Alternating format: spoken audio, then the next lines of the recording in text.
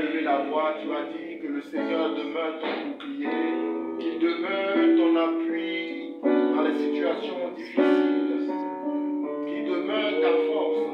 Ne cherche pas à faire les choses de toi-même, mais que l'Éternel demeure ta force. Alors que les autres comptent sur leurs chevaux et leurs chars, nous mettons notre confiance en l'Éternel des armées. Alléluia. Élève la voix et prie pour la parole que nous recevrons tout à l'heure. Que le Seigneur encore puisse disposer nos cœurs à recevoir cette nourriture spirituelle qu'il a réservée pour nous ce matin. Alléluia. Seigneur, j'élève la voix, je confie au Seigneur nos cœurs entre tes mains. Seigneur, le cœur, Seigneur, des auditeurs entre tes mains, Seigneur des amis. Que toi-même, Seigneur, tu nous parles encore ce matin, Seigneur des amis.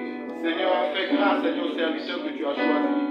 Nous, Seigneur, libérer ce message. Que, Seigneur, tout ce qui est de la chair se lève. Et que, Seigneur des amis, ton esprit prenne le contrôle de tout, Seigneur des amis. Tes mots, Seigneur, sur ses lèvres. Les paroles, Seigneur, que tu as prévues ce matin pour nous, Seigneur.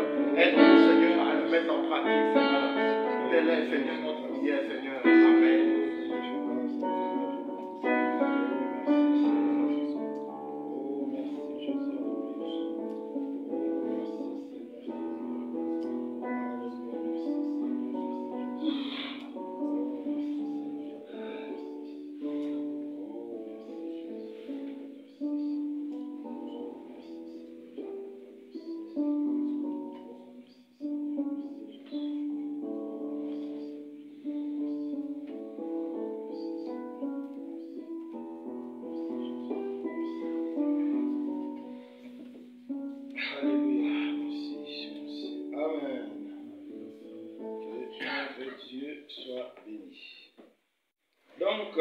Sans tarder, nous allons passer maintenant au moment d'écouter la parole de Dieu. Donc, que Dieu soit béni parce qu'il nous donne encore cette opportunité de l'écouter pour l'édification. Parce que toute prédication n'a comme finalité que l'édification. L'édification de notre vie spirituelle et l'édification de tout l'ensemble, c'est très important. Donc, nous sommes toujours dans notre série sur la leçon du désert. J'espère que jusqu'à présent, vous avez retenu quelque chose. Parce qu'il y a les frères qui ont prêché, moi j'ai prêché, on a parlé, il y a vraiment beaucoup de choses. Parce que c'est Dieu lui-même qui nous demande de prendre les déserts comme une leçon. Ce n'est même pas la volonté d'un homme, ce n'est même pas la volonté d'une assemblée, mais c'est Dieu lui-même qui nous demande. Donc c'est très important d'écouter la parole de Dieu et de comprendre, c'est vraiment important. Parce que la Bible nous donne ça comme une leçon. Donc, nous devons avoir nos cahiers et noter. J'aime toujours encourager mes bien-aimés d'avoir toujours un cahier et un stylo de noter, parce que c'est l'école. Parce que quand la Bible dit, retenez ça comme une leçon on note, une leçon on révise pour bien garder cela. Les 2 dimanches passés, nous avons vu les erreurs des enfants d'Israël. Les erreurs que les enfants d'Israël ont commises dans le désert. Et ces erreurs leur a coûté très cher.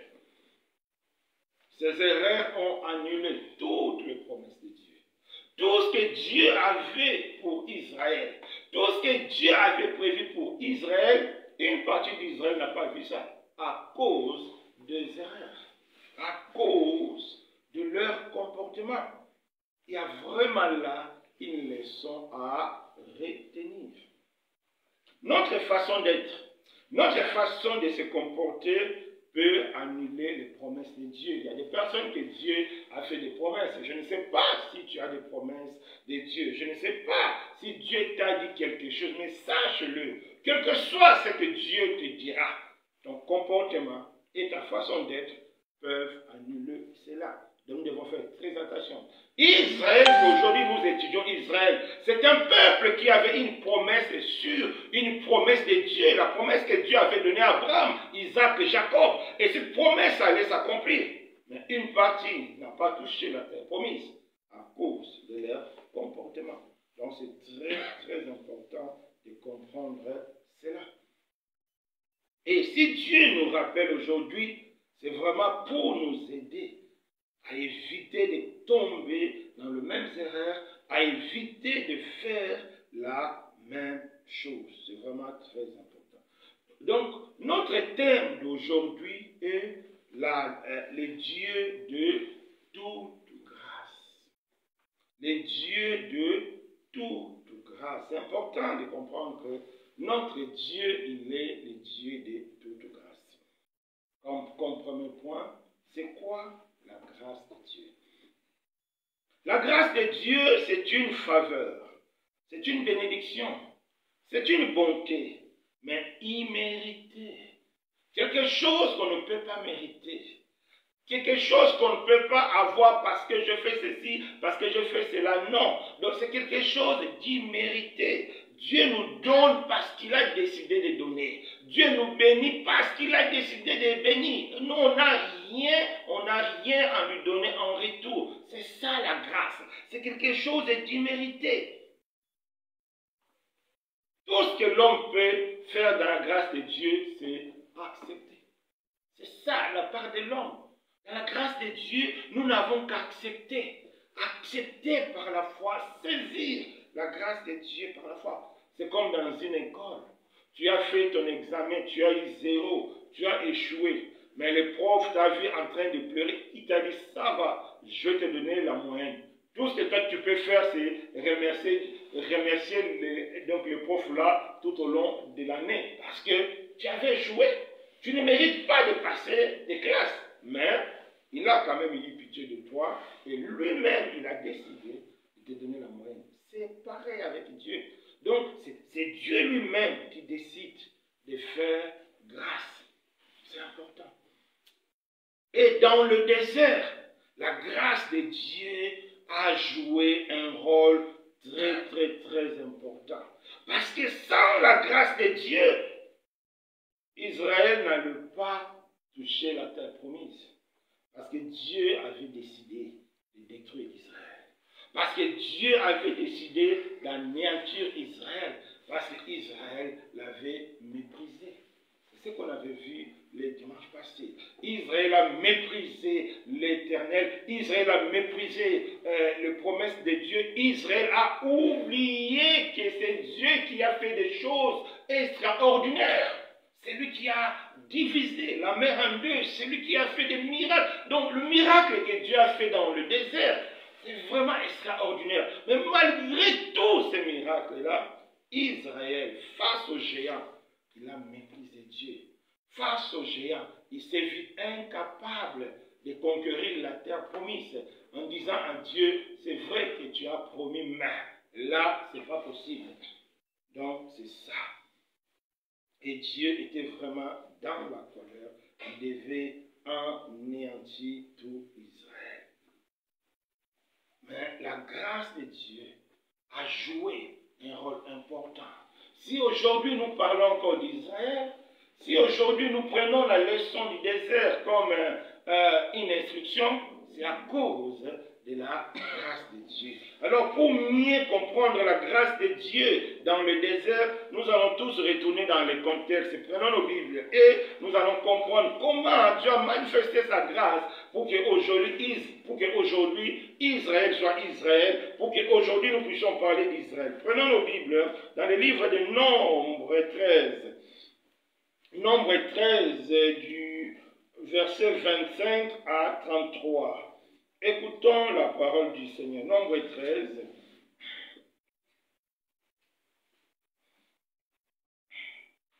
Nombre 13.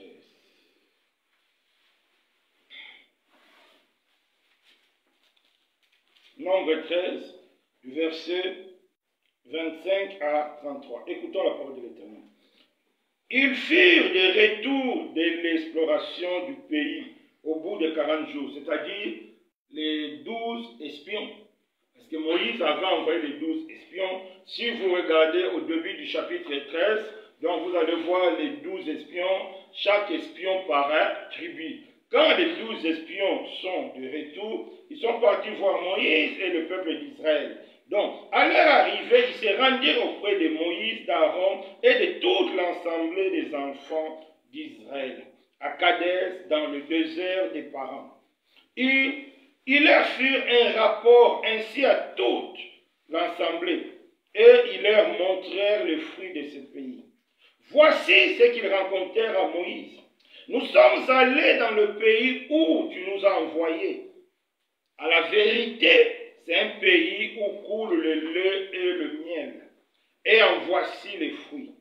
Mais le peuple qui habite ces pays est puissant. Les villes sont fortifiées, très grandes. Nous y avons vu des enfants d'Anak. Les Amalécites habitent la contrée du Midi. Les Étiens et les Ébusiens et les Armoyens habitent la montagne et les Cananéens habitent près de la mer et le long du Jourdain. Caleb fit taire le peuple qui murmurait contre Moïse. Il dit, montons, apparons-nous du pays, nous y serons vainqueurs. Mais les hommes qui étaient allés avec lui dirent, nous ne pourrons pas monter contre ce peuple, car il est plus fort que nous. Ils décrièrent devant les enfants d'Israël le pays qu'ils avaient exploré et dirent, le pays que nous avons parcouru pour explorer, c'est un pays qui dévore ses habitants. Tout ce que nous y avons vu, ce sont les hommes d'une haute taille, et nous y avons vu les géants fils d'Anak. De la race des géants, nous étions à nos yeux et à leurs yeux comme de souterrains. Oui. C'est ça le contexte. Quand Moïse a envoyé explorer le pays, les espions sont revenus, les 12 espions, ils ont raconté, ils ont fait le compte rendu à Moïse. Mais 10 des 12, ils ont dit oui, le pays est meilleur, mais c'est un pays, ce sont des villes fortifiées, ce sont des villes fortes. Et les habitants de ces pays-là, ce sont des géants. Nous ne pouvons rien contre ces géants. Et ils ont démoralisé toute l'assemblée d'Israël. Et Israël a pleuré toute la nuit. Ils ont dit, ce n'est pas possible. Nous ne pouvons pas aller parce que c'est vraiment un peuple qui est géant. C'est vraiment un peuple qui est fort. Israël avait perdu la foi. Pour eux, c'était impossible de faire face aux géants. Donc, c'est là où ils avaient méprisé la parole de l'Éternel. Ils ont oublié que ce n'est pas promesse. S'ils étaient dans le désert, ce n'était pas promesse. Ce n'était pas à cause d'eux. Ce n'était pas à cause des pharaons. Mais parce que Dieu avait promis à Abraham, il lui donnera une descendance. Et sa descendance allait posséder une terre. Mais Israël a oublié. Israël a méprisé les dieux, le Seigneur de gloire, le Maître de toute puissance. Et Dieu avait décidé de finir avec Israël. C'est fini. Vous m'avez déshonoré, vous m'avez méprisé, c'est fini pour vous. Personne ne mettra pied là-bas. C'est fini. Ça, c'était la décision de Dieu. On continue dans le chapitre 14.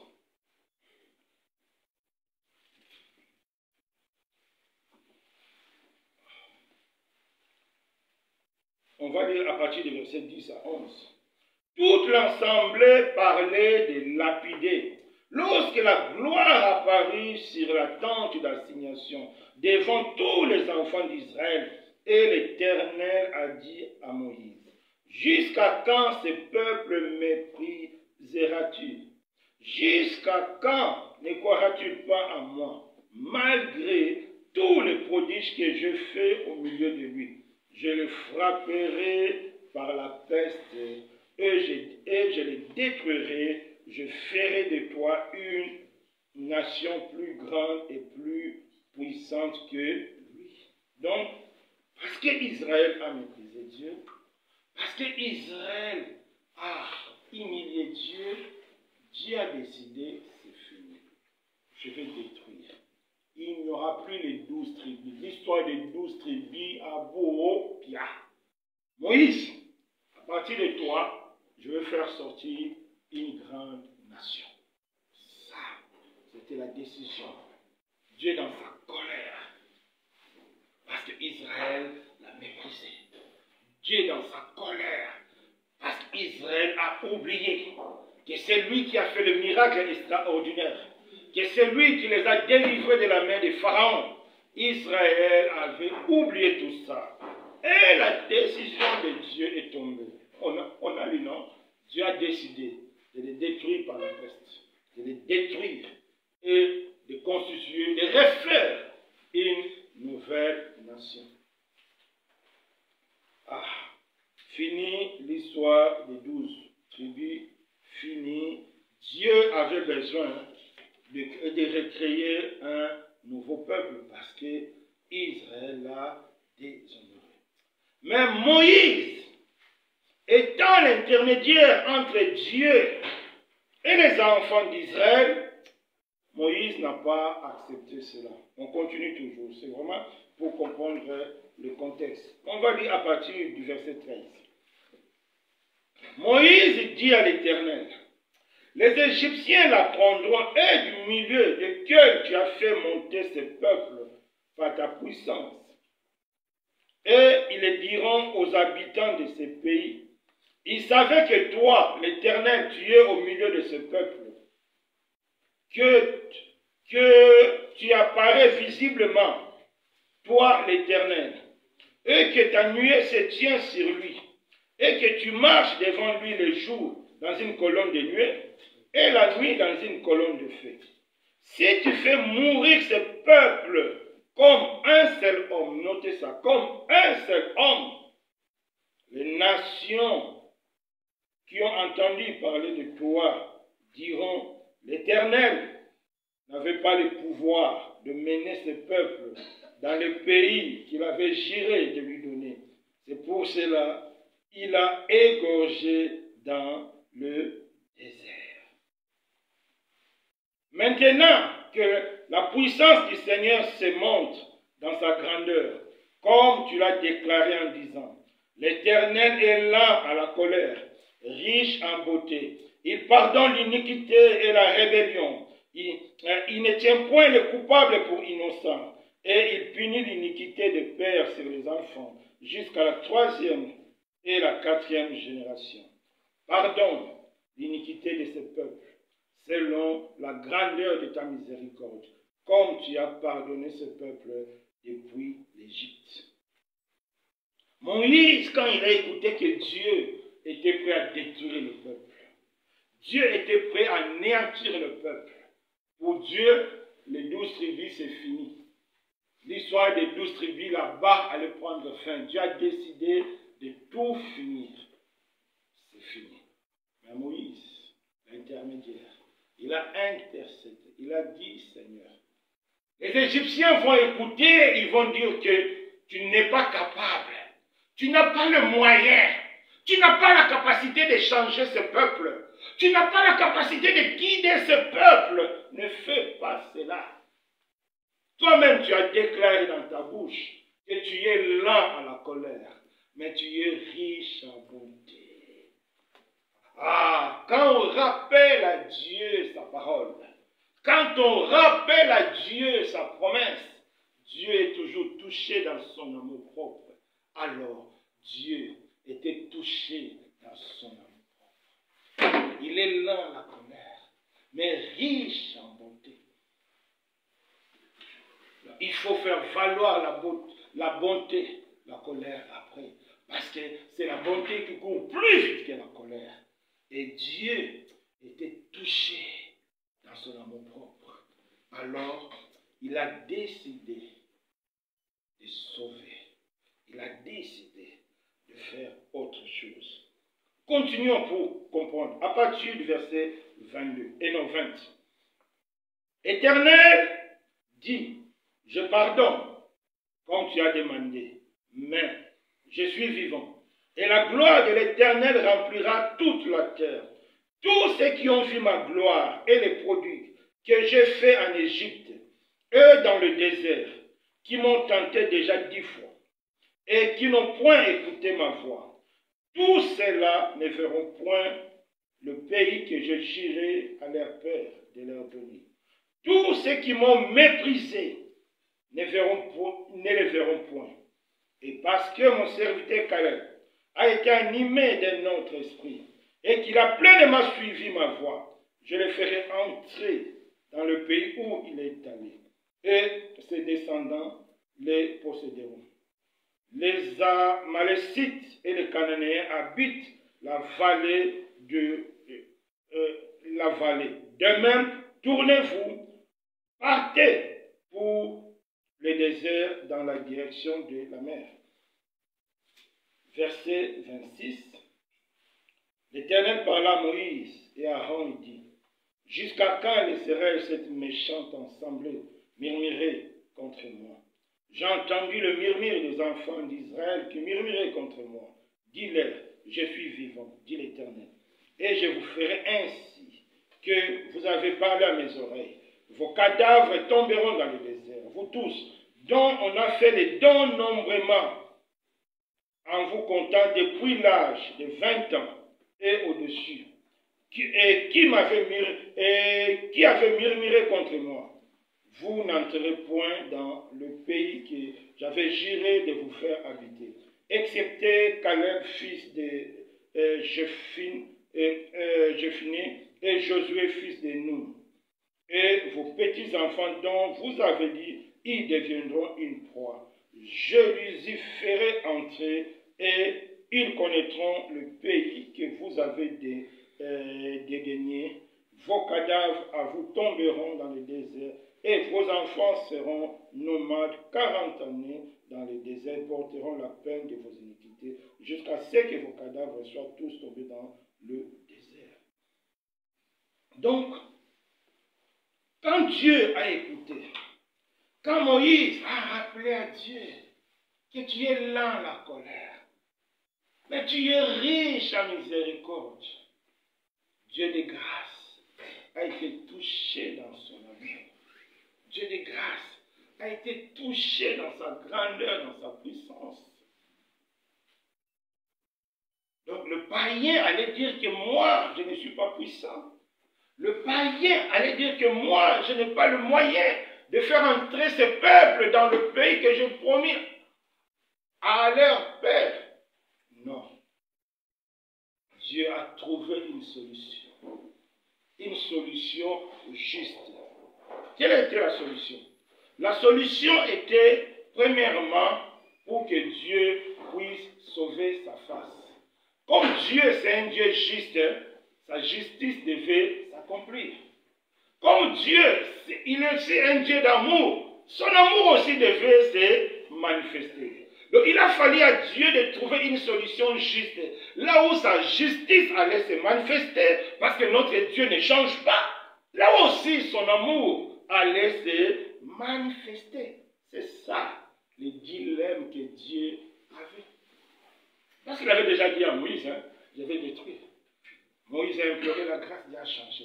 Alors comment faire pour manifester ma justice et mon amour? Et Dieu, par sa grâce, il a trouvé une solution.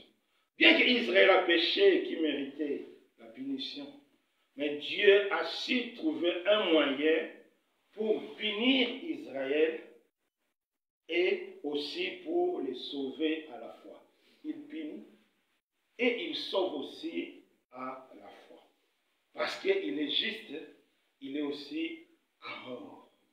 Et pour trouver ces moyens, Dieu a divisé Israël en 2 générations.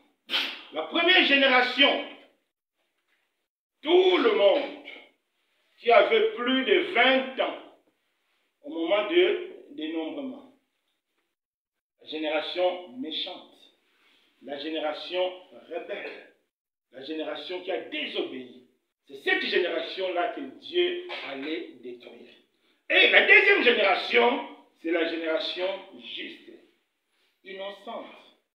La génération qui a fait confiance à Dieu, c'est Josué et Caleb et tous les enfants qui avaient moins de 20 ans. C'est-à-dire, Dieu dans son jugement, parce qu'il devait être juste et amour, comme Israël constituait un seul peuple. Donc Dieu a pris ce peuple-là. Dans ce peuple-là, il a fait sortir une génération méchante et il a fait sortir une génération juste, une génération qui écoute Dieu. C'est par la grâce que Dieu a fait sortir la deuxième génération, c'est-à-dire une génération juste, tout simplement pour que Israël puisse échapper à la destruction. Et la nouvelle génération, c'est ce qui a sauvé Israël. C'est ça. Donc, Dieu a décidé de diviser Israël en deux. L'ancienne génération, génération rebelle, génération adultère, génération là, Dieu a dit, vous n'allez pas entrer. Mais la deuxième génération, tous ceux qui avaient moins de 20 ans, eux, Josué et Caleb, vous allez entrer. C'est ça, la grâce de Dieu. C'est pourquoi la Bible dit, tout ce qui est arrivé pour nous servir d'exemple. Sans la nouvelle génération, c'est impossible qu'Israël de hériter la terre promise. C'est pareil aussi pour nous aujourd'hui en Christ. Si nous ne sommes pas nouveaux, si nous ne sommes pas nés de la nouvelle génération, il nous sera impossible d'entrer dans le repos du Seigneur. Et pour mieux comprendre, nous allons prendre nos Bibles et les livres d'Hébreux. Donc, on a vu le contexte. Israël qui a péché, mais Dieu a divisé Israël en deux générations. Première génération, ceux qui avaient 20 ans et plus. Et deuxième génération, ceux qui avaient moins de 20 ans. Et Caleb et Josué. Et c'est la nouvelle génération qui est entrée. On va prendre le Bible. Hébreux 3, du 7 à 9. Dieu nous explique ça maintenant pour nous les gens d'aujourd'hui. Parce que la Bible dit, tout ce qui est arrivé, c'est pour nous servir d'exemple. Prenons la Bible. À partir du verset 7 à 19. C'est pourquoi, selon ce que dit l'Esprit, le Saint-Esprit, aujourd'hui, si vous entendez sa voix, n'endurcissez pas vos cœurs comme lors de révolte. Au jour de la tentation dans le désert. Dieu a dit, vous aujourd'hui, quand vous entendez ma voix, il ne faut plus endurcir votre cœur comme la tentation dans le désert, comme le jour du désert, où vos pères me tentèrent pour m'éprouver. Ils virent mes œuvres pendant 40 ans. Aussi, je fus irrité contre cette génération. Quelle génération? C'était la génération qui avait 20 ans plus. La génération rebelle. La génération mauvaise. La génération adultère, impolie, égoïste. La génération qui vit dans la fornication, dans le concubinage. La génération qui aime le plaisir plus que Dieu. La génération qui appelle bien mal, mal bien. Cette génération-là n'hériteront pas le royaume de Dieu. C'est ce que Dieu a dit. Il dit cette génération qui était rebelle.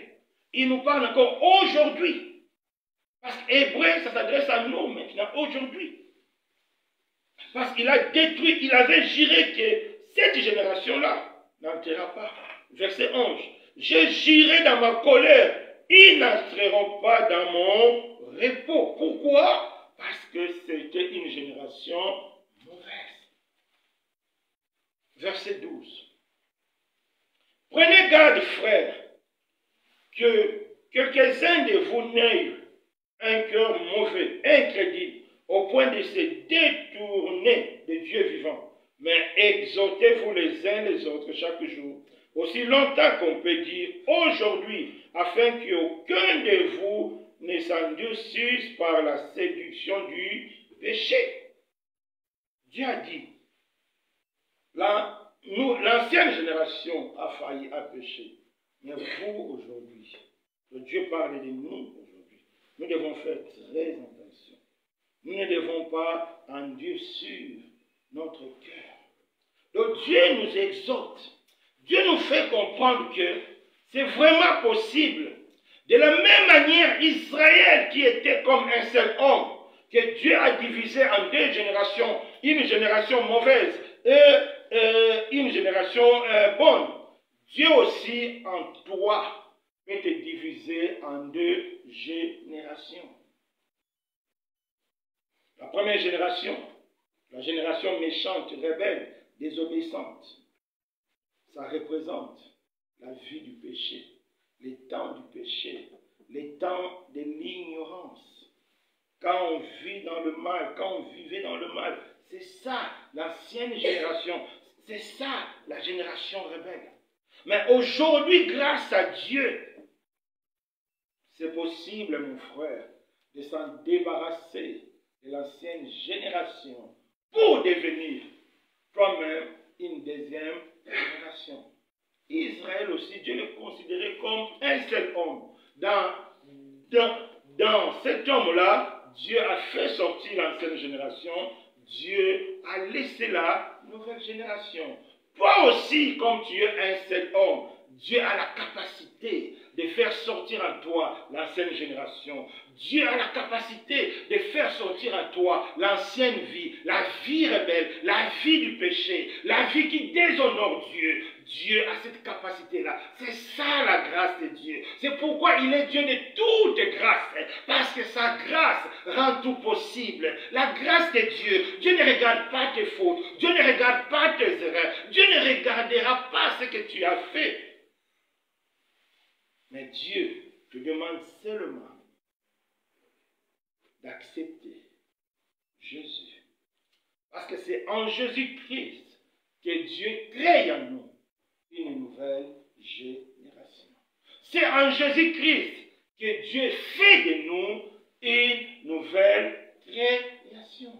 Quand on parle d'une nouvelle création, c'est qu'il y avait une ancienne création. Il y avait cette génération mauvaise, ta vie du péché. C'est ça la grâce de Dieu. Dieu a la capacité de faire de toi une nouvelle personne. Dieu a la capacité de faire de toi une nouvelle génération. Une génération obéissante. Une génération innocente. Une génération propre à ses yeux. Une génération capable d'hériter la terre promise. Une génération capable d'hériter toutes les bénédictions de Dieu. Dieu peut le faire en toi, malgré ton passé, malgré tout ce que tu fais, malgré tout ce que tu vis. Dieu a cette capacité. C'est à toi aujourd'hui de comprendre que c'est vraiment possible en Jésus-Christ de devenir une nouvelle création. Parce que Dieu ne traite pas avec l'ancienne génération. Ce n'est pas possible. Tant que tu n'es pas devenu une nouvelle génération, tant que tu n'es pas devenu une nouvelle création, Dieu ne traitera jamais avec toi. Mais la justice de Dieu sera sur toi. Comme l'ancienne génération, dans le désert, elle a été frappée par la justice de Dieu. La Bible dit, ils sont tous tombés dans le feu. C'était même la condition pour que l'ancienne génération hérite la terre promise. La nouvelle génération devait être décimée tous, sans exception. C'est pareil avec toi. Si tu veux devenir une nouvelle création, il faut prendre la décision de tuer cette ancienne vie. Il faut prendre la décision de te débarrasser de l'ancienne vie, de te débarrasser de l'ancienne génération. mon frère, ma soeur, je ne connais pas ta vie. Je ne connais pas ce que tu fais dans le secret. Mais Dieu nous dit à travers cette exhortation, quel que soit ce que tu fais dans le secret, quel que soit ce que tu es dans le secret, Dieu a la capacité en toi de faire sortir une nouvelle personne. Dieu a la capacité en toi de faire sortir une nouvelle génération. De la même manière, parmi le peuple rebelle qui était Israël, Dieu a fait sortir une nouvelle génération. Moins de 20 ans, et Caleb et Josué, Dieu a la capacité aussi de faire cela dans ta vie. Alors, c'est à toi d'être sincère. C'est à toi de se présenter devant Dieu avec une repentance sincère. Pour passer de l'ancienne génération à la nouvelle génération, pour passer de l'ancienne personne à la nouvelle personne, pour passer de l'ancienne génération à la nouvelle génération, Dieu te demande seulement de prendre conscience que tu es mauvais, de prendre conscience que tu as une double vie, de prendre conscience que tu es hypocrite, que tu es jaloux, que tu es méchante, que tu es colérique. Dieu te demande seulement de prendre conscience et de demander pardon.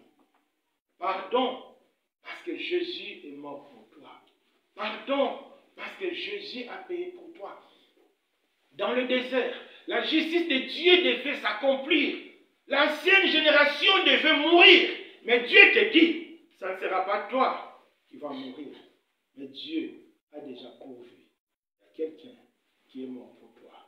Il y a Jésus qui a payé pour toi. C'est ça la grâce de Dieu. Dieu de toute grâce. Parce qu'il a envoyé Jésus mourir à ta place. Mourir pour tes impolitesses. Mourir pour ton hypocrisie. Mourir pour ta jalousie. Mourir pour ton impudicité. Mourir pour tes mensonges. Jésus est mort pour cela. Si tu acceptes cela dans ton cœur, Dieu ne te considérera plus pécheur. Dieu ne va plus tenir compte de tes péchés. Pourquoi? Parce que sa justice est accomplie à la croix. Jésus a payé pour toi. C'est ça la grâce de Dieu, la mort de Jésus. Si Jésus est mort, c'est pour que toi et moi nous soyons pardonnés. Si Jésus est mort, c'est pour que toi et moi, devant Dieu, nous puissions devenir une nouvelle personne, une personne sainte, une personne juste, une personne sans péché. Parce que Dieu a pris tout ce qui pesait sur nous, il a déposé sur Jésus. Pour que cela devienne une réalité, il faut que tu acceptes cela dans ton cœur. Tu dis, Seigneur, je crois vraiment que Jésus a payé pour moi. Je crois vraiment que Jésus a pris mes fautes. Et cela deviendra une réalité. C'est tout. Josué et Caleb, ils étaient conscients de leur faiblesse.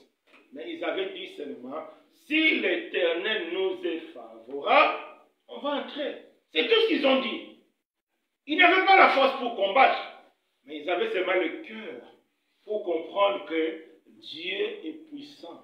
Dieu a la capacité de vaincre les géants. C'est pareil pour toi, c'est pareil pour moi. Dieu te demande seulement de réaliser dans ton cœur qu'il est capable de te pardonner.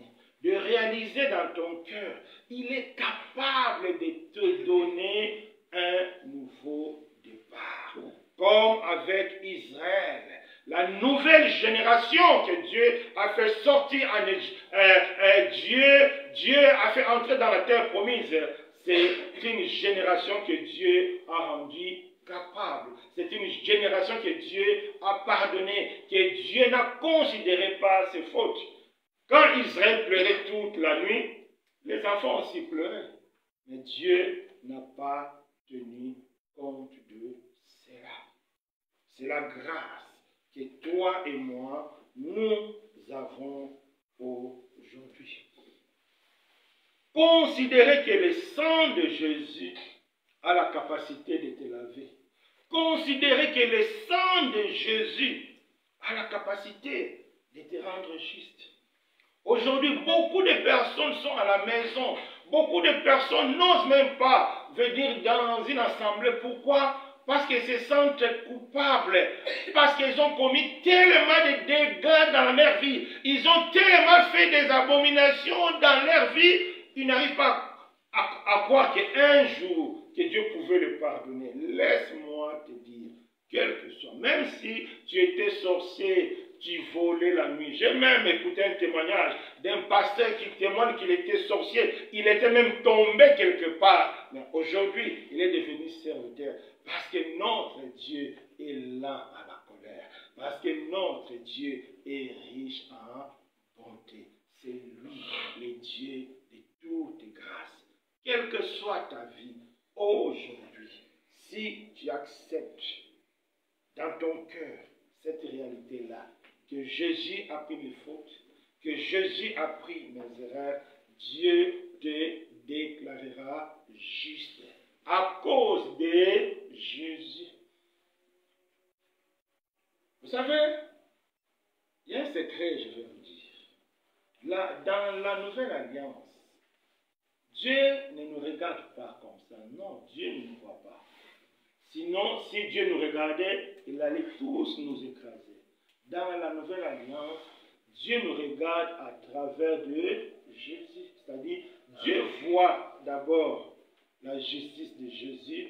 Dieu voit d'abord ce que Jésus a accompli. Après, Dieu nous regarde. C'est comme dans l'ancienne alliance.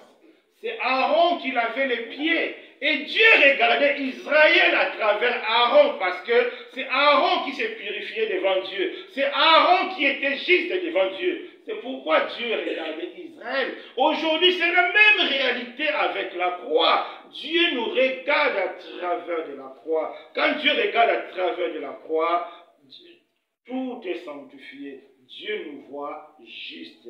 Parce que la Bible dit, c'est-à-dire... les injustes n'hériteront pas le royaume des cieux. C'est-à-dire, aucun péché ne mettra pied là-bas au paradis. Mais si toi et moi, nous avons l'assurance d'être au paradis, c'est que le sang de Jésus nous a rendus justes. C'est que le sang de Jésus purifie. Donc, toi qui es là, toi qui es à la maison, toi qui m'écoutes ici, toi qui es conscient que ta vie n'est pas correcte, toi qui es conscient que ta vie n'est pas juste, quel que soit le mal que tu as fait, aujourd'hui, Dieu de grâce t'appelle. Comme Dieu a dit, et comme Moïse a dit à Dieu, qu'est-ce que les Égyptiens vont dire? Que tu es incapable. Aujourd'hui encore, les gens vont dire, qu'est-ce que les païens vont dire? Les gens qui te voient chaque dimanche aller à l'église, les gens qui te voient chaque dimanche prier, les gens qui te voient te balader toujours avec la Bible. Mais si les mêmes personnes, le jour de l'enlèvement, ils te trouvent que toi tu es resté, ils vont dire que, ah, l'église là, la personne partait, ça n'a pas changé. Et pourtant ce n'est pas l'église.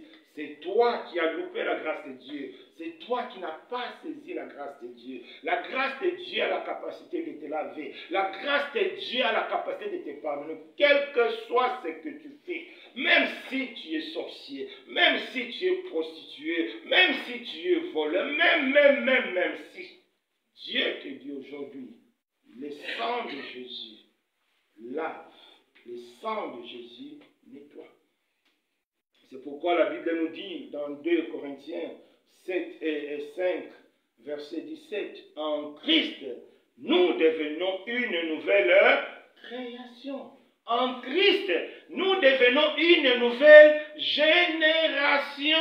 L'ancienne génération est passée et maintenant nous sommes devenus une nouvelle génération. C'est très important.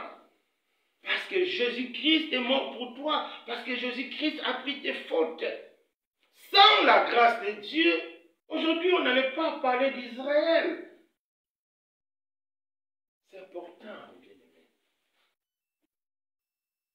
La grâce de Dieu est là. Dieu est prêt à te pardonner. Il est prêt à effacer tes péchés. Il est prêt à te donner une nouvelle vie. Pourquoi? On a dit, mais tu vas dire toi-même. Ésaïe 53, verset 5. On va lire. Ésaïe 53, verset 5. Ésaïe 53, verset 5. Ésaïe 53, verset 5. Écoutons ce que la grâce dit et ce que la parole de Dieu dit. Mais il était blessé pour nos péchés, brisé pour nos iniquités. Le châtiment qui donne la paix est tombé sur lui. Par ce maîtresses que nous sommes guéris. Donc Jésus a été blessé à cause de tes péchés. Parce que tu fais la fornication, c'est pourquoi Jésus a été blessé. Parce que tu mens, c'est pourquoi Jésus a été blessé. Parce que tu es un voleur, c'est pourquoi Jésus a été blessé. Parce que tu es infidèle, c'est pourquoi Jésus a été blessé. Parce que tu as une double vie, c'est pourquoi Jésus a été blessé. Donc, devant Dieu, tout ce que tu as fait, si seulement tu acceptes sa grâce, tu vas devenir une nouvelle création. Dieu ne va plus se souvenir de tes péchés. Vous savez, l'ancienne génération, Dieu s'est souvenu de leurs péchés. Dieu a dit, vous avez déjà péché 10 fois. Dans la nouvelle alliance, Dieu ne se souviendra plus jamais de tes péchés. Pourquoi? Parce que Jésus a tout payé à la croix, c'est fini. Et la Bible dit, l'œuvre de la croix, c'est une œuvre perpétuelle, c'est-à-dire de génération en génération, Dieu voit ces sacrifices de Jésus. Mon frère, ma soeur, le sacrifice de Jésus a un pouvoir extraordinaire pour te transformer, un pouvoir extraordinaire. Donc la Bible dit, c'est pour nous qu'il a été blessé, c'est pour nos iniquités. Parce que si tu n'es pas devenu une nouvelle génération, Dieu ne pourra pas t'utiliser. Dieu ne pourra pas te bénir. Dieu ne bénit pas l'ancienne génération, non, non, non. Dieu ne bénit pas quelqu'un dans le péché, non, non, non. Dieu ne bénit pas quelqu'un dans l'erreur, non, non, non. Dieu ne bénit que la nouvelle génération. Une génération pardonnée, une génération lavée par le sang de l'agneau. Dieu ne travaille qu'avec une génération, une nouvelle génération, une génération propre, sainte à ses yeux. Rappelons-nous de l'histoire de David. La Bible dit quoi? David avait le sang sur ses mains. Quand David a voulu construire une maison pour Dieu, qu'est-ce que Dieu l'a dit? Non, David, tu es un homme de guerre, tu as le sang, mais quelqu'un sortira de toi. Donc, une nouvelle génération de David, c'est cette génération-là qui bâtira pour moi une maison. Malgré la bonne volonté de David, Dieu n'a pas voulu. Quelle que soit ta bonne volonté de servir Dieu, quelle que soit ta bonne volonté de faire les dons pour l'œuvre de Dieu, mon frère, ma soeur, si tu es dans le péché, si tu es esclave du monde, Dieu ne prendra jamais plaisir de toi. Dieu, vous connaissez David, l'homme selon le cœur de Dieu, mais Dieu n'a pas pris plaisir pour que David, pour construire pour lui une maison. Pourquoi? Parce que ses mains étaient sales. Mais Dieu a dit à David, une nouvelle génération, une nouvelle personne. C'est quoi une nouvelle génération? C'est toi seulement, mais qui a pris la décision de vivre autrement. C'est quoi, ou bien c'est qui une nouvelle génération? C'est toi seulement qui a pris la décision de regarder sur Jésus. C'est toi seulement qui a pris la décision de laisser Dieu conduire ta vie. C'est ça la nouvelle génération. Donc tel que tu es là, tu peux devenir une nouvelle génération qui a hérité la terre promise. Et bien aimé, que Dieu nous fasse grâce. La grâce, c'est une faveur imméritée. Dieu lui-même a décidé d'accorder cette faveur à cette nouvelle génération. C'est comme Dieu a décidé, la Bible dit, Dieu a tant aimé le monde, Dieu t'a aimé, Dieu m'a aimé, Dieu a aimé tout le monde. Et il a donné son Fils unique afin que quiconque croit ne périsse pas, qu'il ait la vie éternelle. C'est en Jésus-Christ que maintenant nous pouvons être bénis. Tous les gens qui volent, qui crient que Dieu m'a béni, non, ce n'est pas la bénédiction, c'est une malédiction. Tout ce qu'on reçoit hors de la parole de Dieu, même si c'est beau à voir, même si c'est beau à toucher, c'est une malédiction. Parce que ça ne vient pas de Dieu, ça vient du diable. Le diable a tout sauf la vocation de bénir. Le diable est maudit. Le diable est maudit. Si le diable t'a donné beaucoup d'argent, c'est pour te maudire. Parce que tout ce que le diable fait, c'est pour te maudire. C'est pourquoi nous avons besoin de devenir une nouvelle génération en Dieu pour servir Dieu. Toi qui veux servir Dieu, toi qui veux marcher avec Dieu, toi qui veux être lumière, toi qui veux être un modèle, deviens une nouvelle génération. Prends la décision de regarder sur Jésus. Prends la décision de compter sur Jésus. C'est ça la grâce de Dieu. Jésus, c'est lui la grâce de Dieu. Aujourd'hui, la grâce de Dieu a pris la forme. C'est Jésus. En s'attachant à Jésus, Dieu ne va plus tenir compte de tes passés. Dieu ne va plus tenir compte de tes erreurs. Quel que soit ce que tu as fait, Dieu ne va plus. Si Satan veut te blaguer, il va venir que tu vois ce que tu as fait quand tu avais tel âge. Il dit, va là-bas. Jésus a tout payé. Il va partir. Il n'y aura plus la culpabilité. Si tu penses que tu as la culpabilité de tes erreurs passées, jusqu'à présent ça remonte encore, c'est que tu n'as pas encore donné ta vie à Jésus. Impossible de donner ta vie à Jésus et de vivre dans la culpabilité. Ça, c'est pas possible. Si tu es dans la culpabilité, bien que tu fréquentes l'assemblée, bien que tu te dis chrétien, mais tu n'as pas encore donné ta vie. Tu n'es pas encore cette nouvelle génération. Tu n'es pas encore cette nouvelle créature. Dieu t'appelle aujourd'hui à déposer tout sur Jésus. Il est prêt. Il est mort pour toi. Jésus-Christ de Nazareth. C'est lui la grâce de Dieu. Amen. Deuxième point, comment faire pour demeurer toujours dans la grâce de Dieu? Aujourd'hui, malheureusement, beaucoup de personnes ont quitté la grâce de Dieu. Ils ont commencé bien, comme Paul a dit aux Galates, vous avez commencé par l'esprit, vous avez fini par la chair. Aujourd'hui, beaucoup ont bien commencé au pays, ils étaient chauds des serviteurs, des chantres au Maroc. Ils sont dans la maison, cachés dans la maison, ils sont devenus charnels parce qu'ils n'ont pas su conserver la grâce de Dieu. Ils n'ont pas su comment faire pour demeurer dans la grâce de Dieu. Pour demeurer dans la grâce de Dieu, il n'y a qu'une seule chose que nous devons faire. On va lire ça dans le livre 2 Thessaloniciens 2, verset 10. 2 Thessaloniciens 2, verset 10. Ça va nous donner un peu un élément comment faire pour conserver la grâce de Dieu. Écoutons la parole du Seigneur. Et avec toute séduction de l'iniquité pour ceux qui périssent, parce qu'ils n'ont pas reçu l'amour de la vérité pour être sauvés. Vous savez, il y a seulement un seul élément qui nous permet de se maintenir dans la grâce de Dieu, c'est l'amour de la vérité. C'est très important. C'est quoi l'amour de la vérité? L'amour de la vérité, c'est accepter la parole de Dieu comme vraie et vivre ces paroles. C'est ça. C'est-à-dire, je reconnais que la parole de Dieu est vraie et je vis cette parole. Parce que c'est la parole de Dieu qui nous transforme. C'est la parole de Dieu. Jésus est la parole de Dieu.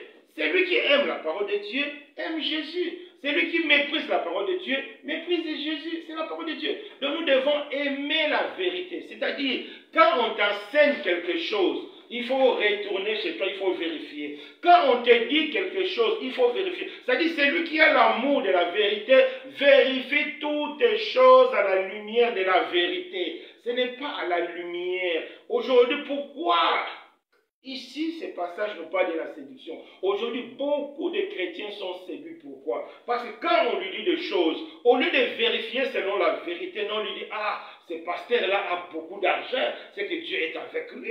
Oh, ce pasteur-là a beaucoup des assemblées, apôtres, avec des assemblées partout dans le monde, c'est que Dieu est avec lui. Oh, ce pasteur-là a beaucoup d'argent, il traîne beaucoup de foules, il fait comme ça, les gens tombent. Et beaucoup se fient à ces choses-là. C'est pourquoi beaucoup sont séduits. Celui qui a l'amour de la vérité ne regarde pas ça. Que les gens tombent ou les gens ne tombent pas, ce n'est pas son affaire. Lui, c'est la vérité. La vérité, c'est ce qui est écrit. Dieu ne te jugera pas en fonction du CV du pasteur. Non, non, non. Dieu ne te jugera pas en fonction de ton environnement. Non, non, non. Dieu te jugera en fonction de sa parole. Donc, c'est pourquoi nous devons aimer. Aimer la vérité, c'est aimer cette parole, c'est aimer Jésus, considérer que cette parole est vraie. Il n'y a que ça. Celui qui s'écarte de la parole, s'écarte aussi de la grâce de Dieu. C'est loin. La doctrine du Christ, c'est ça. La parole, c'est Jésus. Donc, nous qui sommes ici, vous qui écoutez de loin, si vous voulez demeurer dans la parole de Dieu, si vous voulez demeurer dans la grâce de Dieu, aujourd'hui, prenons la décision de demeurer dans la vérité. Vérifions tout à la lumière de la parole de Dieu. La fois passée, je crois cette semaine, j'avais fait la méditation du jour. Moi, j'avais écrit trône de Satan, je crois, trône du diable ou bien de Satan. Quelqu'un m'a écrit, non, pourquoi tu dis ça, c'est pas bien, parce que nous savons qu'il y a 7 âges de l'église. Tu ne peux pas dire ça parce que chaque église a les 7 âges de l'église. Je ne sais pas si vous connaissez ça. C'est une doctrine qui fait trop rage, surtout dans le milieu chrétien, les branhamistes. Parce que beaucoup considèrent Branham comme vrai, comme si c'est descendant du Christ. Et les gens ont gobé l'histoire des 7 âges de l'église comme une réalité. J'ai dit, mon frère, les 7 âges de l'église n'existent pas dans la Bible. Il m'a dit, oui, je sais, mais la réalité prouve. Non, un chrétien ne va pas marcher selon la réalité. Parce que tout le monde vole, devient riche, ah, c'est que Dieu est d'accord. Parce que tout le monde fraude, réussisse, c'est que Dieu... Non, un chrétien ne vit pas en fonction de la vérité. Un chrétien vit en fonction de ce qui est écrit. J'ai dit au frère, mon frère, les 7 âges de l'église là n'existent pas dans la Bible. La Bible nous parle de 7 églises. Les 7 églises qui est l'image de tout chrétien et l'image des assemblées locales. Un point, un trait. Les 7 âges de l'église, ça n'existe pas. Et beaucoup se fient parce que c'est un grand, entre guillemets, grand prophète. Parce que c'est entre guillemets, grande prophétesse. Au lieu de vérifier dans la Bible, toi tu les suis. Mais vous allez vous retrouver en enfer. Dieu, c'est un Dieu juste. La Bible dit, Dieu jugera tout le monde par Jésus-Christ. Jésus-Christ, c'est la parole de Dieu. C'est très important. Et le dernier point, quels sont les bienfaits de la grâce de Dieu? Il y a 4 bienfaits de la grâce de Dieu. Le premier bienfait de la grâce de Dieu, Jésus devient notre avocat. Nous avons un avocat auprès du Père. Si tu as commis des fautes, ne te dérange pas, ne pleure pas. Entre dans ta chambre, fléchis les genoux, demande pardon. Dieu va te pardonner parce que Jésus a payé pour toi, parce que Jésus est ton avocat. C'est ça la grâce de Dieu. C'est ça le bénéfice de la grâce de Dieu. Quel que soit ce que tu as commis comme péché, quel que soit ce que tu as commis comme erreur, entre dans la maison de Dieu, qui est ton cœur, hein, pas la maison bâtiment, qui est ton cœur, fléchis les genoux et demandez pardon. Si tu es sincère, la Bible dit, Dieu est fidèle et juste pour nous pardonner et nous laver par le sang de Jésus. Le sang de Jésus peut tout effacer.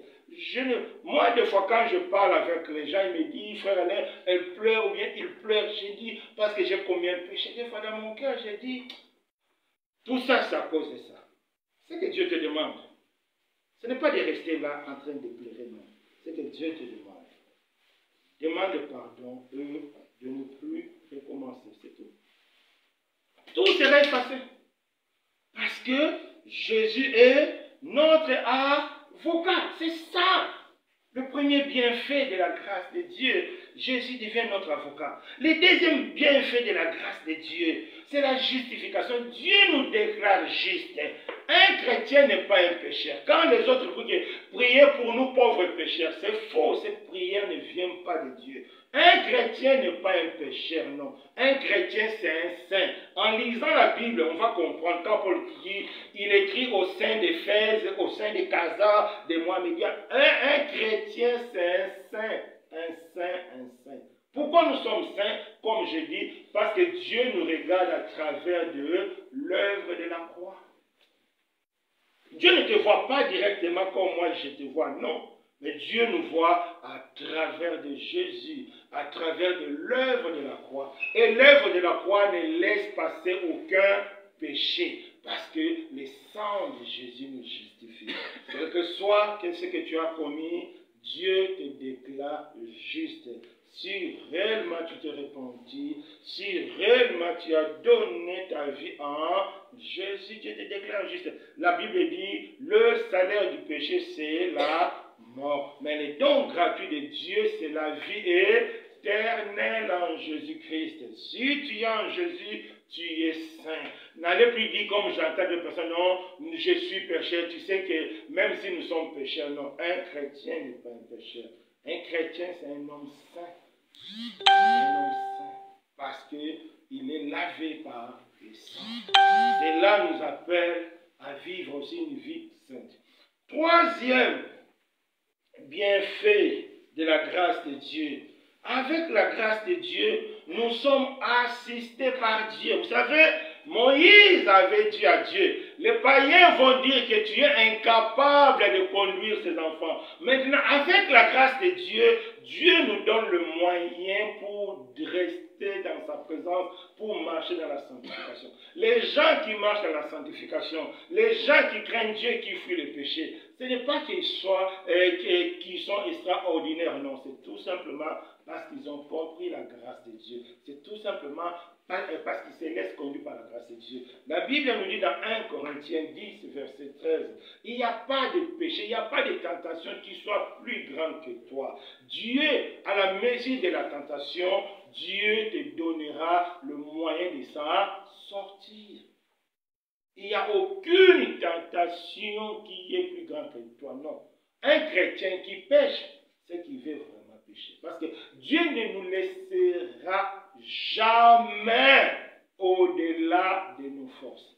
Si Dieu avait demandé à Israël d'aller explorer là-bas, Dieu savait qu'il allait avoir là-bas des géants. Mais si Dieu a laissé Israël, parce que Dieu savait que c'est lui-même qui allait s'occuper des géants, c'est que Josué et Caleb ont compris, que les autres n'ont pas compris. Dieu ne te laissera jamais au-delà de ta force. Non. Jamais. Jamais, jamais. Parce que notre Dieu est fidèle. Donc, c'est ça. Le troisième bienfait de la grâce de Dieu. Nous sommes assistés pour marcher dans la sanctification. Nous sommes assistés pour avoir un bon témoignage. Nous sommes assistés pour que Dieu fasse de nous ses serviteurs. C'est une grâce de Dieu, c'est une grâce. Paul a dit, tout ce que j'ai fait, mais c'est par la grâce de Dieu. Ce n'est pas par lui-même, non. Quand tu vois une sœur ou bien un frère qui craint Dieu, il ne faut pas trouver ça extraordinaire. Non, dis simplement, les frères et la sœur ont compris que c'est par la force de Dieu.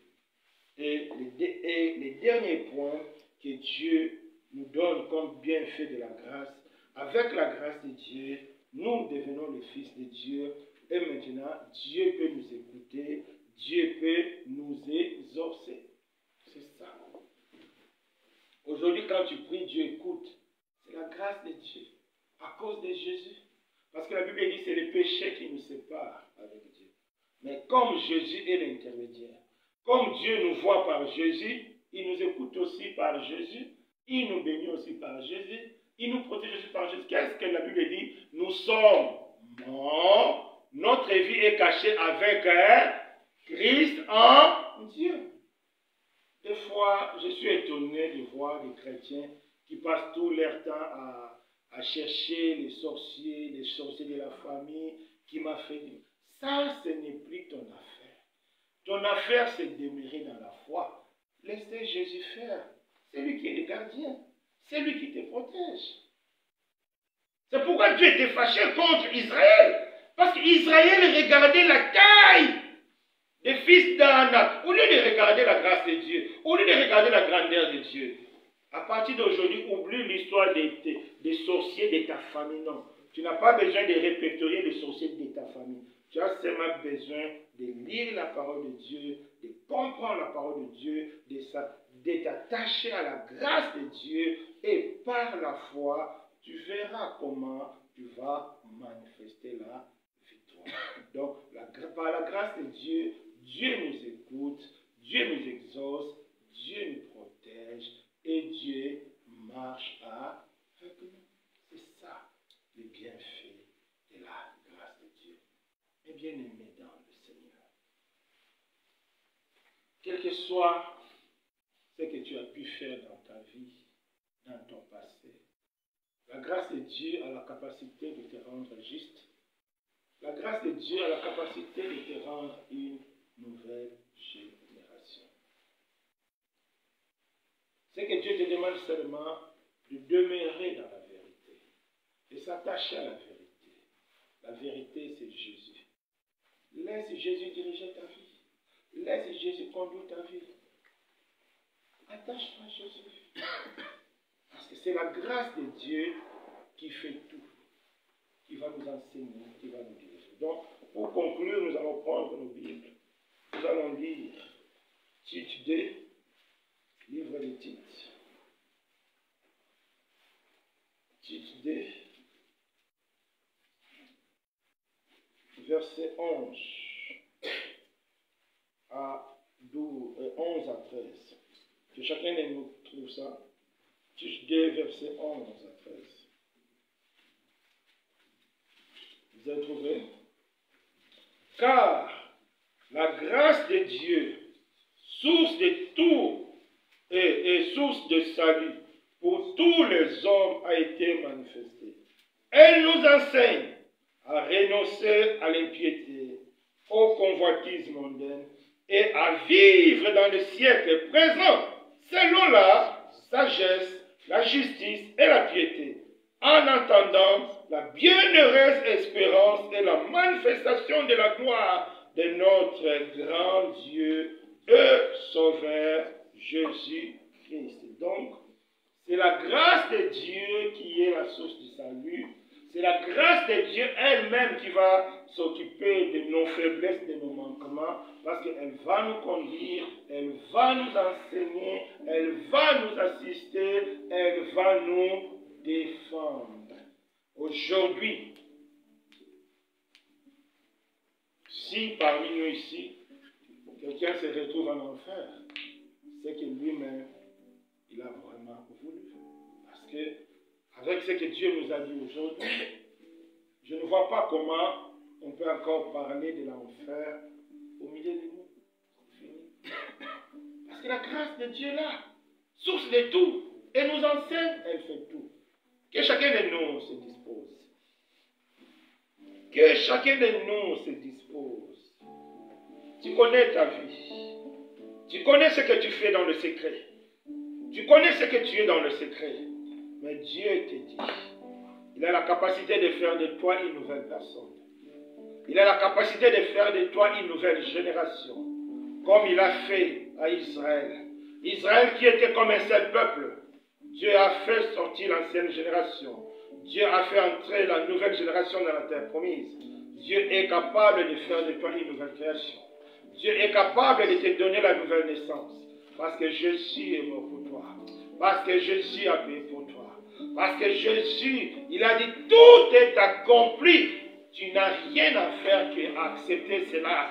Tu n'as rien à faire qu'admettre cela dans ton cœur. Tu seras pardonné. Tu seras sauvé. Que chacun de nous entre dans son cœur. Que chacun de nous entre dans la profondeur de son cœur. Demandez pardon. Et Dieu va pardonner à cause de Jésus. Élevons-nous voix, les Oh Seigneur. Je t'en supplie, le Dieu d'Abraham, le Dieu d'Isaac. À travers ce moment, tu nous as montré quelles que soient mes fautes, quelles que soient mes erreurs, tu as le moyen, tu as la possibilité de nous pardonner. Tu as la possibilité de faire de nous de nouvelles créations. Tu as la possibilité de faire de nous de nouvelles générations. Je t'en supplie, mon Dieu. Je t'en supplie, mon roi. Oh Dieu, pardonne-moi pour toutes mes erreurs. Oh Dieu, pardonne-moi pour toutes mes fautes. Tu as dit, j'ai un avocat permanent qui me défend. Seigneur Jésus, merci de me défendre. Tu m'as dit, maintenant je suis saint, je suis justifié. Il n'y a plus de condamnation en moi parce que Jésus a payé pour moi. Tu m'as dit maintenant, j'ai la force de résister parce que tu ne me laisseras pas au-delà de mes forces. Ah, tu as dit maintenant tu vas m'écouter. Maintenant tu vas m'exaucer. Tu vas marcher avec moi. C'est ça ta grâce. Dieu de toute grâce. Que ton nom soit béni. Dieu de toute grâce. Que ton nom soit exalté. Merci Seigneur d'aider chacun de nous. Oh merci Jésus. Oh merci Seigneur. Oh merci. Mes bien-aimés, prions. Que chacun de nous se remette à Dieu. Que chacun de nous prenne la décision. Ce qui compte devant Dieu, c'est la sincérité du cœur. Ce qui compte devant Dieu, c'est la décision sincère. La décision de rejeter le monde. La décision de rejeter la vie passée. La décision de s'attacher à Jésus. C'est ça ce qui compte. C'est ça ce qui compte. Aujourd'hui, Dieu te donne cette possibilité de prendre la décision, de marcher en nouveauté de vie, de prendre la décision. Parce que la grâce de Dieu est encore disponible. Parce que la grâce de Dieu est encore disponible. Je t'en supplie, mon frère. Je t'en supplie, ma frère. Oh Seigneur, fais-nous grâce. Fais-nous grâce, mon Dieu, fais-nous grâce. Sois béni, Seigneur, sois exalté. Au nom de Jésus-Christ. Amen. Que le nom de Dieu soit béni. Amen. Alléluia.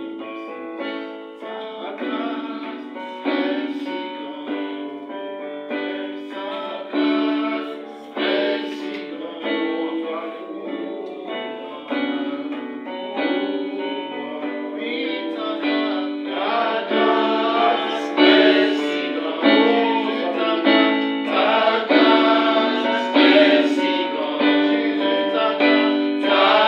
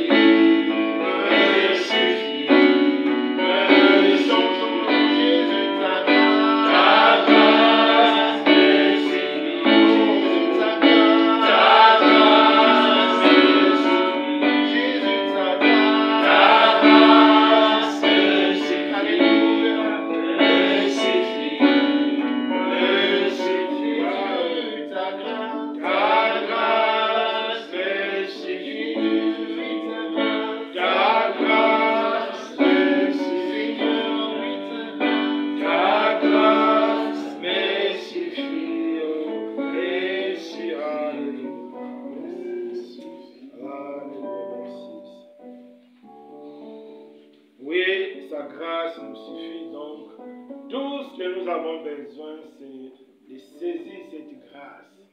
C'est d'accepter cette grâce. C'est ça la foi.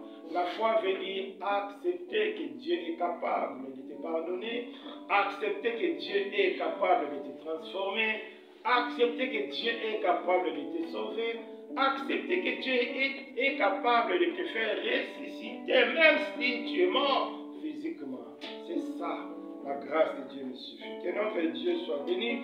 On va passer aux annonces, donc nos annonces de chaque dimanche. Mardi, nous avons l'étude biblique. On a commencé le livre de 2 Corinthiens. Le mardi passé, on avait vu encore là-bas, nous avons un Dieu de consolation. Oui, Dieu nous a dit, il est le Dieu de consolation. Quelles que soient les épreuves, quelles que soient les difficultés, nous avons un Dieu de consolation. Quelles que soient les souffrances, le Dieu de consolation est là. Donc, je vous recommande aussi à écouter l'étude pour ce mardi. L'étude, c'est aussi pour participer. Si vous avez des questions, vous pouvez poser. Moi, j'ai toujours compris que quand on ne pose pas de questions, c'est qu'on n'a pas vraiment compris. Donc, si on a compris, on pose des questions pour comprendre encore. Que Dieu nous bénisse. Et le samedi, on a notre prière d'intercession et le partage biblique. C'est très important, mes bien-aimés.